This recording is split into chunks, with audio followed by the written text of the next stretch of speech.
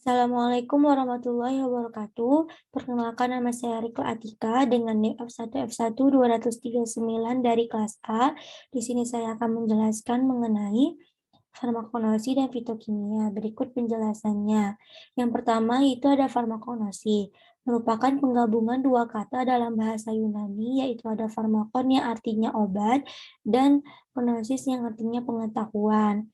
Farmakonosi adalah ilmu yang mempelajari tentang bagian-bagian tumbuhan dan hewan yang dapat digunakan sebagai obat alami yang telah melewati berbagai macam uji seperti uji farmakodinamik, uji toksikologi, dan uji biofarmasetika.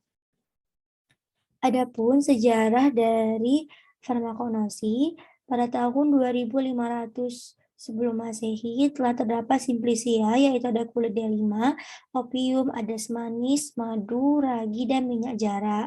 Pada tahun 466 sebelum Masehi, di Yunani, seorang tabib mengenal kayu manis, gom Arab, bunga kantil, dan lain sebagainya.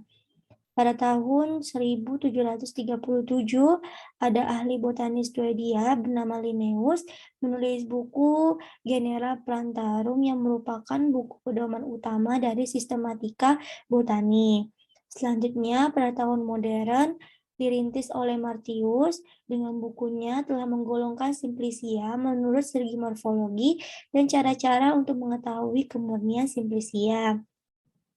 Dan farmakonosi sekarang berkembang pesat setelah pertengahan abad ke-19.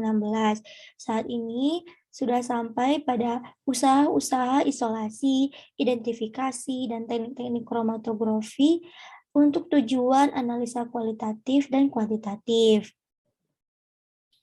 Pada farmakonosi tidak terlepas dari namanya simplicia, yaitu bahan alamiah yang digunakan sebagai obat yang belum mengalami pengolahan apapun juga, kecuali dinyatakan lain berupa bahan yang telah dikeringkan. Nah, simplicia ini terdiri dari simplicia nabati, hewani, dan mineral.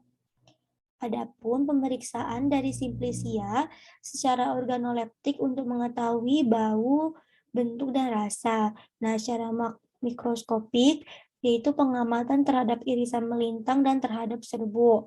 Selanjutnya secara fisikal meliputi penetapan daya larut, bobot jenis, rotasi optik, titik lebur, titik beku, kadar air, sifat-sifat simplicia di bawah sinar ultraviolet, pengamatan mikroskopik dengan sinar polarisasi, dan lain sebagainya. Secara kimia, bersifat kualitatif disebut identifikasi yang berupa reaksi warna atau pengendapan, di mana sebelum reaksi dilakukan terlebih dahulu isolasi terhadap zat yang dikehendaki. Misalnya isolasi dengan cara pelarutan dan penyaringan. Pemeriksaan kimia yang bersifat kuantitatif itu disebut penetapan kadar.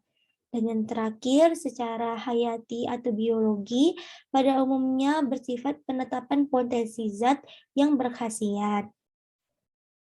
Pembahasan selanjutnya yaitu fitokimia. Fitokimia biasanya digunakan untuk merujuk pada senyawa yang ditemukan pada tumbuhan yang tidak dibutuhkan untuk fungsi normal tubuh, tetapi memiliki efek yang menguntungkan bagi kesehatan atau memiliki peran aktif bagi pencegahan penyakit. Dapat dikatakan ilmu tentang seluk-beluk senyawa kimia pada tumbuhan-tumbuhan, khususnya gatra taksonominya. Adapun metode-metode fitokimia, yang pertama metode ekstraksi, yaitu suatu proses pemisahan suatu zat berdasarkan perbedaan kelarutannya terhadap dua cairan yang tidak saling larut atau yang berbeda, biasanya air dan yang lainnya pelarut organik. Yang kedua ada isolasi.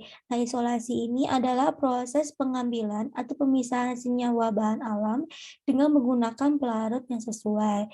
Dan yang terakhir ada metode pemisahan atau pemurnian, yaitu proses pemisahan dua zat atau lebih yang saling bercampur, serta untuk mendapatkan zat murni dari suatu zat yang telah tercemar atau tercampur.